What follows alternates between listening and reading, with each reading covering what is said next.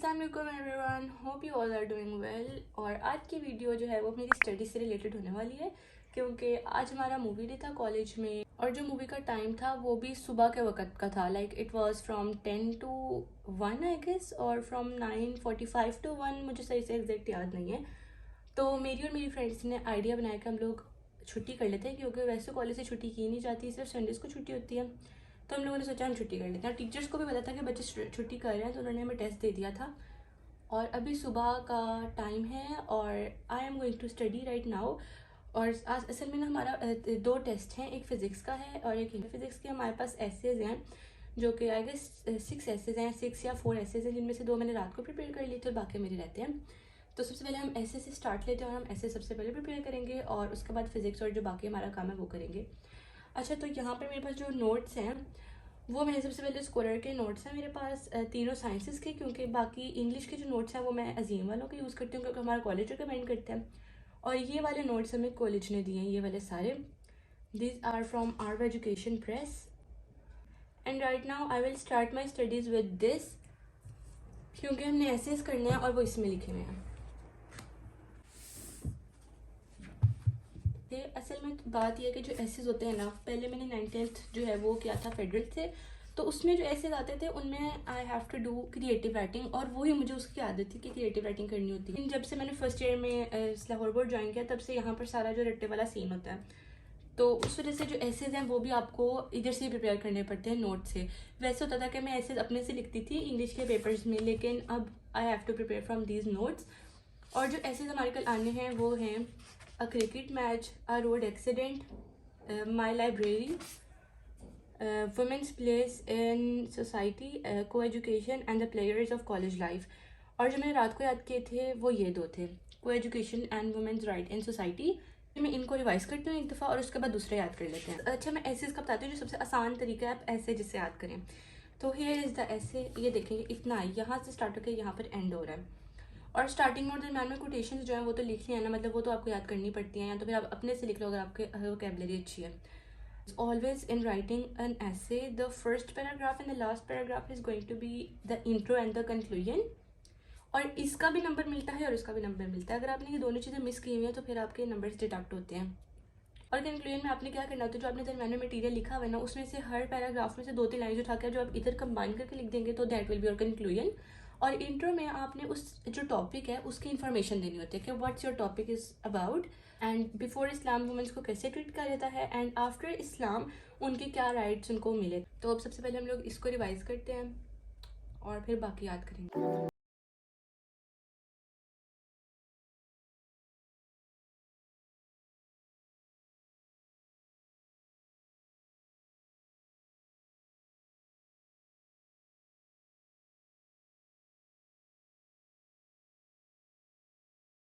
मी 2 hours कम तो नहीं है, लेकिन चलो खैर 2 घंटे में मेरा काम तो हो गया। And now I will just do my remaining work. So guys, बाकी का काम हम बाद में करेंगे, हाफ काम मेरा हो चुका है और हाफ रह गया है। और अभी I am going to eat oranges. Yes. So guys, now I am going to start with physics. इसलिए कर रही हूँ क्योंकि केमिस्ट्री मुझे काफ़ी हद तक आती है और जो केमिस्ट्री का टेस्ट होना है उसका भी सिलेबस मैंने सारा पहले याद कर लिया था, लेकिन physics you can understand better than me. तो अब हम लोग फिज़िक्स करते हैं और इसका जो है हमारे पास एक चैप्टर है, चैप्टर 21।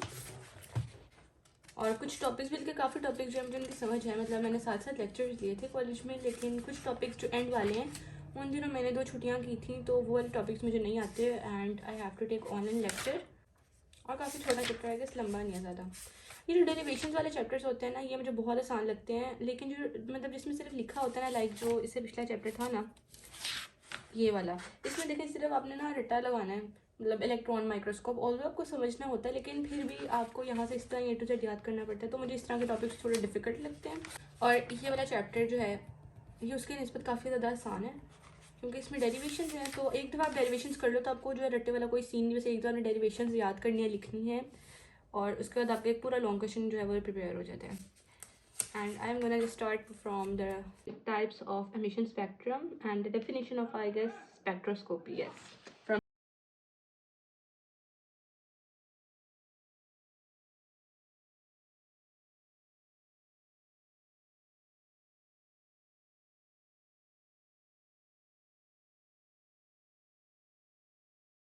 और इसको करने की अब टेंशन भी मेरी कुछ कम हुई है, तो अब हम इसको रखते हैं साइड पे। और अब मैं आपको सिखाऊंगी प्रेजेंटेशन। सिखाऊंगी तो खैर नहीं, मतलब मैं आपको बताऊंगी कि मैंने कैसे सीखा और मुझे कैसे आती है, क्योंकि मैंने कॉलेज से तो कहीं से नहीं सीखा, ना मैंने किसी बंदे से मतलब प्रॉपर कैलीग्राफी सीखी है। मैंने जो यूट्यूब होता है उस पर ना वीडियो सर्च करके तो फिर उधर से देखी भी है, और सारी सीखी भी उधर से है मैंने। तो मैं आपके साथ जिस तरह मुझे आती है, जिस तरह मैंने सीखी या जिस तरह मैं करती हूँ प्रेजेंटेशन, वो मैं अब आपको बताती हूँ। Maybe it will be helpful for you. So अब मैं आपको बताऊंगी कि प्रेजेंटेशन कैसे करते हैं। और अच्छा, ये वाले मार्कर्स हैं जो कि मैं नॉर्मली यूज़ करती हूँ, और इसमें सबसे पहले आ जाते हैं ये 2 मार्कर्स, और ये तीनों मार्कर्स जो हैं ये सेम है, बस ये फ़र्क है कि ये मास्टर का है और ये टेम्पो का है, और ये हैं भी ब्लू मार्कर्स। और ये 604 हैं, और ये वाला 604 मार्कर है लेकिन ये ब्लैक कलर का है। एंड दिस इज़ द 605, और ये ब्लू कलर का है। अच्छा, तो ब्लैक वाला भी 605 में मिल जाता है, लेकिन मैं यूज़ नहीं करती बिकॉज जो मेन हेडिंग्स होती हैं वो ब्लू से देनी होती हैं, तो इस वजह से ब्लू वाला ही मैं यूज़ करती हूँ 605 में। अभी हम लोग लाइंस लगा लेते हैं। जो मेरा बड़े वाला स्केल है वो मेरे बैग में है, और बैग जो है वो मेरा नीचे पड़ा हुआ है, सो इसी से आई एम गोना ट्राई।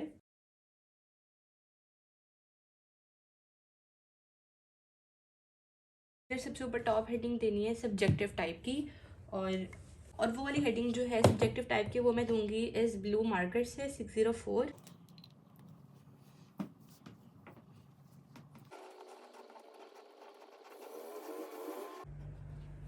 तो यहाँ पे मैंने लिख लिया है सब्जेक्टिव टाइप, और इसके नीचे हेडिंग आनी है सेक्शन की, और वो भी हम इसी मार्कर से लिखेंगे। Now comes the question number, और उसके लिए I will use black marker. अगर आप लोगों के टीचर्स आप लोगों को ब्लैक मार्कर अलाउ नहीं करती तो फिर आप लोग सिंपल ब्लू मार्कर से भी लिख सकते हैं। और क्वेश्चन नंबर की हेडिंग जो हम लोग इस साइड पे देंगे।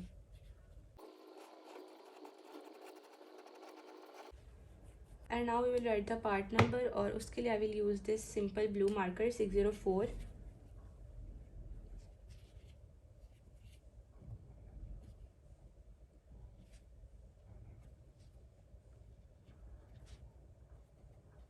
अच्छा, तो लाइंस लगाने में आप लोगों ने करना ये है कि जिस कलर से आप लोगों ने लिखा हुआ है उसके नीचे उसी कलर की लाइन लगानी है आप लोगों ने।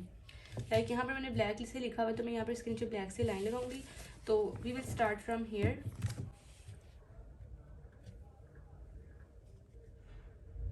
पहले हम लोग इस तरह करके लगाएंगे एक लाइन लाइक दिस, और फिर इसके इस स्टेप से पहले मतलब हम लोगों ने इसको इस तरह करके लगाया, और अब हम लोग इस तरह, मतलब ये जो नीचे जो पतली वाली टिप है उसको हम लोगों ने नीचे रखना है, और फिर लगाएंगे हम लोग इसके नीचे। मेरे पास जो यहाँ से निब काट के रखा होता है वो मार्कर पड़ा हुआ था, लेकिन वो कल मेरा कॉलेज में टेस्ट के दौरान गुम गया, और आज शाम में मैं भाई से वो मंगवाऊंगी और उसके ऊपर दोबारा कट लगा लेंगे हम लोग। अब इधर भी हम लोगों ने सेम इसी तरह लगाना है लाइक दिस, और फिर इस टिप से इसको इधर लगा देंगे like from like this. Yes, look it's super neat. और इधर भी हम लोगों ने सेम इसी तरीके से लाइन लगानी है।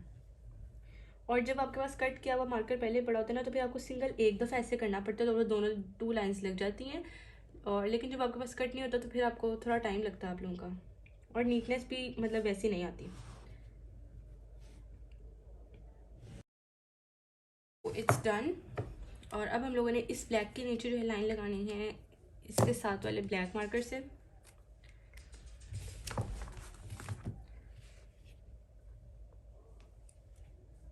Like this and like this.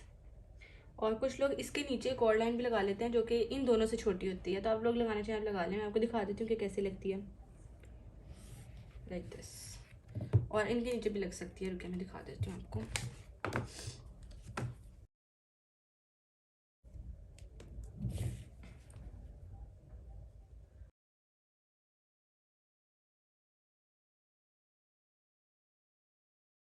Yes, it's done and here it is.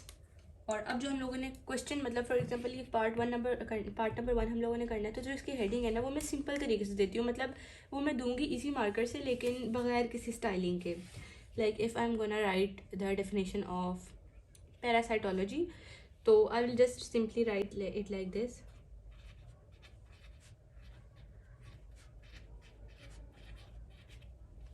Like this, क्योंकि ना इस तरह ये होता है कि आपका टाइम बहुत बच जाता है। अगर आप लोगों ने इधर भी इसी तरह लिखना है ना, तो फिर आपका बहुत ज़्यादा टाइम लगता है और आपका फिर पेपर या तो कंप्लीट नहीं होता, या तो फिर पेपर के बाद आपके पास लाइन्स का टाइम नहीं होता।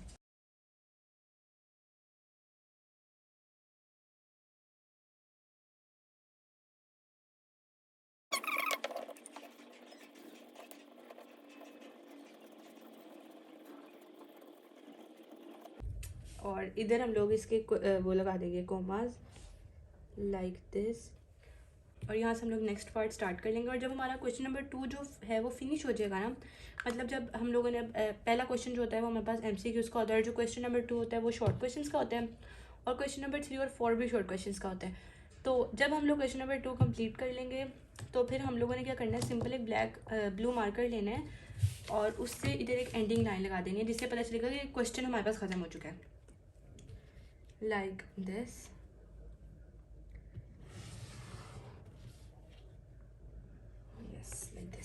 अब हम लोग क्या करेंगे, जो क्वेश्चन नंबर 3 होगा शॉर्ट क्वेश्चन का, वो हम लोग यहाँ उसकी हेडिंग देंगे और यहाँ उसको लिखना स्टार्ट कर देंगे। मैं आपको करके दिखा देती हूँ एकदम।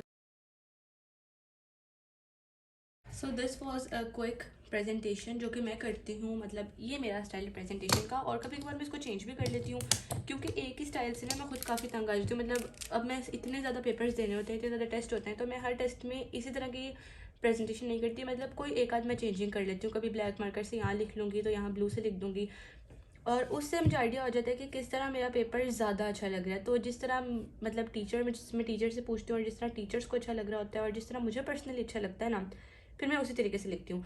और ये तरीका जो है रिसेंटली मेरे टीचर्स ने कहा था कि ये थोड़ा अच्छा तरीका है, तो आप इसी से लिखा करें। तो अभी तक मैं इससे लिख रही हूँ। और इसके अलावा एक और तरीका भी है जिससे मैंने अपने स्टैंडअप्स के पेपर किए थे। ये है मेरा पेपर, और इसमें मैंने एक साइड पे लाइन लगाई थी, क्योंकि टीचर ने मना किया था कि आपने डबल साइड्स पे लाइन नहीं लगानी। और इसमें मार्क्स तो मेरे अच्छे हैं, लेकिन मैं आपको दिखा नहीं सकती, सॉरी। और ये देखें, यहाँ पर सब्जेक्टिव लिखा, सब्जेक्टिव टाइप, और इसके आप देख सकते हैं इसका स्टाइल उस वाले मतलब इसका जो स्टाइल है ना, वो इससे बिल्कुल चेंज है। ये देखें, बिल्कुल चेंज है। मतलब इसमें मैंने थोड़ा सा चेंज स्टाइल रखा हुआ है और इसमें चेंज है। और ये वाला स्टाइल मुझे काफ़ी अर्से तक सही लगा, तो मैंने इसी से लिखा। और ये जो है, ये मतलब इससे जल्दी लिखा जाता है और इससे थोड़ी देर लगती है। और इसको प्लीज़ इग्नोर कीजिएगा, ये मैं इटाली कैलीग्राफी सीख रही थी, तो इस वजह से मैंने इसको थोड़ा गंद मारा हुआ इधर। So this was all about today's video, और आई होप सो कि आपको ये वीडियो अच्छी लगी होगी, और आई एम श्योर कि आप लोगों को मेरी प्रेजेंटेशन भी अच्छी लगी होगी। It was easy and simple. और सबसे अच्छी बात कि आप लोग जब पेपर कर रहे होते हो ना, तो ये एक ऐसी प्रेजेंटेशन है जिसमें आपका टाइम ज़्यादा वेस्ट नहीं होता। मैं करती कुछ ऐसी हूँ कि जब मैंने पूरा मतलब स्टार्टिंग ये करके ना, तो लाइंस में कहीं नहीं लगाती, बस मैं पहले मार्कर से लिखती हूँ, और जिस वक्त मेरा पूरा पेपर जो है वो कंप्लीट हो जाता है, उसके बाद I just shift towards the first page, और उधर से मैं अपनी लाइंस लगाना शुरू करती हूँ। क्योंकि अगर साथ साथ लाइंस लगाएं तो फिर मे बी ये होता है कि कभी कभार टाइम मैनेज नहीं होता और आप लोगों का पेपर रह जाता है। तो पहले प्रेफरेंस यही है कि आप लोग पेपर कंप्लीट करें, और पेपर की एंडिंग में आप लोगों के पास ऑलमोस्ट 15 मिनट्स होने चाहिए, जिसमें से 5 to 7 मिनट्स जो है आप लोग जो लाइंस हैं उसमें लगा दें, और जो रिमेनिंग टाइम है उसमें आप लोग पेपर की एक दफ़ा रीडिंग कर लें। तो आई एम श्योर कि आप लोगों की आज की वीडियो बहुत अच्छी लगी होगी, and meet you in the next video. और कमेंट में डाउन के मेरी नेक्स्ट वीडियो किस टॉपिक पर होनी चाहिए, and I will make a video on the topic that you will suggest me. So goodbye, thank you for watching, and don't forget to subscribe, share, like.